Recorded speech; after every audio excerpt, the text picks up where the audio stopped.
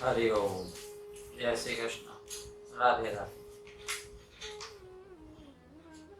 आइए पुरुषोत्तम मास महात्मा कथा में प्रवेश से पहले मंगलाचरण करते हैं। विघ्नेश्वराय वरदाय सुरप्रियाय लंबोदराय सकलाय जगद्धिताय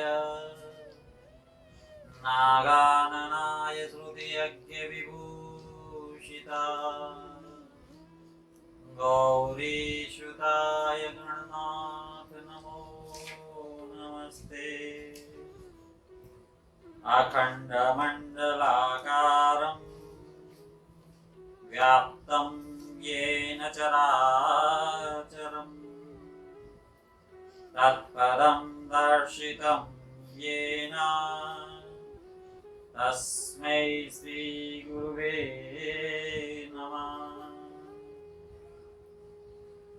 नारायणं नमस्कृत्य नरं चैव नरोत्तमं देवी सरस्वती व्यासं ततो जयमुदीरये। वन्दे वन्दारुमन्दारं वृन्दावन विनोदिनं वृन्दावन कलानाथं पुरुषोत्तममद्भुतं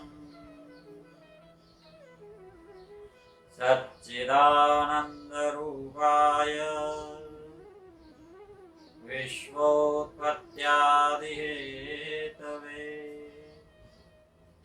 तापत्रय विनाशाय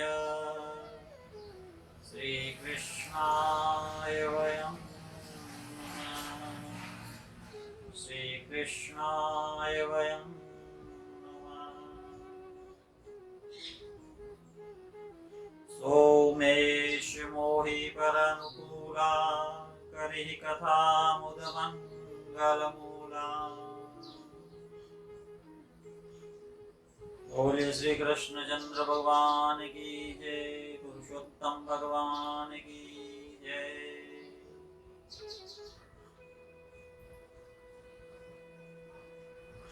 पुरुषोत्तम मास महात्मा कथा आज 26वां दिवस, 26वां अध्याय। अब तक हमने कथा में देखा दृढ़धन्वा, राजा दृढ़धन्वा और वाल्मीकि के बीच संवाद। दृढ़धन्वा ने जिज्ञासावश अनेकों प्रश्न पूछे, उद्यापन के विषय में भी पूछा, अपने पूर्व जन्म की कथाओं को भी जाना, पुरुषोत्तम मास के महात्मा को जाना। यहाँ इस 26वें अध्याय में शुरुआत में ही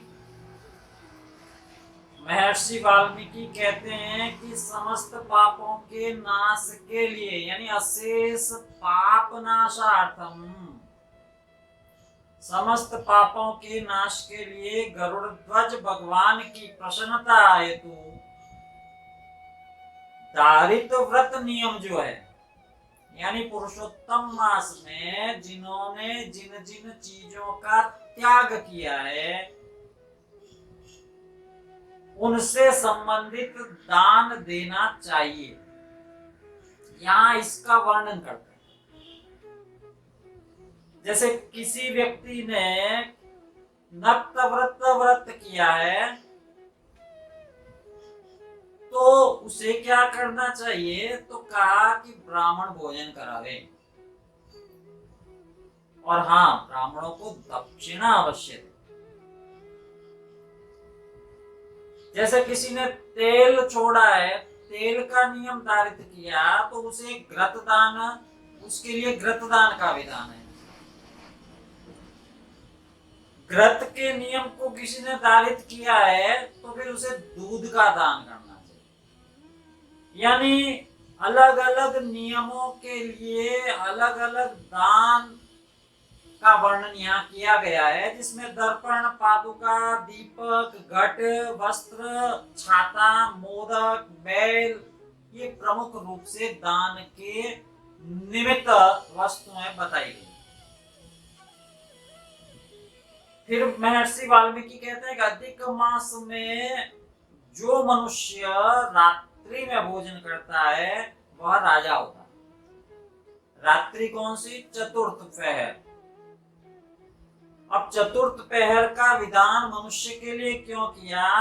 तो बताते हैं कि देवता दिन के पूर्वाह्न में, मुनिगण मध्याह्न में, पितृगण अपराह्न में, और इसलिए मनुष्य के लिए दिन का चतुर्थ पहर विधान में वर्णित किया गया है। अलग अलग योनियों में अलग अलग देवता, मुनि, पितृगण, इन सब के लिए अलग अलग समय है। तो गृहस्थ मनुष्य के लिए चतुर्थ पहर का विधान, यानी चतुर्थ पहर भोजी जो है वो ब्रह्म इत्यादि पापों से मुक्त हो जाता है और वह मनुष्य प्रतिदिन अश्वमेध यज्ञ के समान फल को प्राप्त करता है।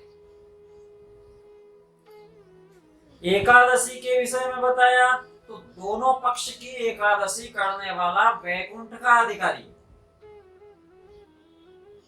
एकादशी भी कैसे करे? तो दशमी और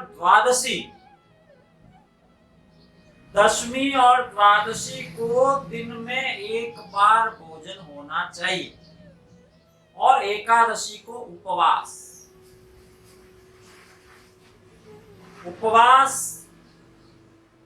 निकटवास। किसके निकट? परमात्मा के निकट। एकादशी का उपवास या जो कोई भी आप उपवास करते हैं उसमें यह विधान है कि परमात्मा के निकट अधिक से अधिक समय बिताया जाए। परमात्मा के भजन में, सत्संग में, कथाओं में, भजन में, श्रवण में, कीर्तन में, यानी अधिकतम परमात्मा के पास समय व्यतीत होना चाहिए, तभी वह उपवास है। एतत् कृत्वा महाराज परिपूर्णं व्रतं चरेत् अदत्त्वा दक्षिणां वापि नरकं यान्ति वै नरा। कहा है महाराज, इतना करने से व्रत परिपूर्ण होता है। एक बात और कही कि ब्राह्मण भोजन के बाद उन्हें दक्षिणा देना परमावश्यक है। यह शृणोति नरो राजन् पठते वापि सर्वदा स याति परमं लोकं यत्र योगेश्वरो हरि। जो इस कथा को सुनता है, श्रवण करता है, मनन करता है, चिंतन करता है, निश्चित रूप से वह परमात्मा का सानिध्य प्राप्त करता है। यहाँ इस 26वें अध्याय को विराम देते हैं। महर्षि वाल्मीकि इतना कहकर चुप हो गए। दृढ़ के और भी प्रश्न होंगे निश्चित रूप से, कल के अध्याय में हम देखेंगे। श्री कृष्ण गोविंद हरे मुरारी, हे नाथ नारायण वासुदेवा। श्री कृष्ण गोविंद हरे मुरारी, हे नाथ नारायण वासुदेवा। श्री ब्रह्मादि पुराणे पुरुषोत्तम मास महात्म्ये श्री नारायण नारद संवादे ग्रैधनियमत्यागो नाम षड्विंशोऽध्याय। बोलिए श्री कृष्ण चंद्र भगवान की जय, पुरुषोत्तम भगवान की जय। जय जय श्री राधे, जय जय श्री राधे।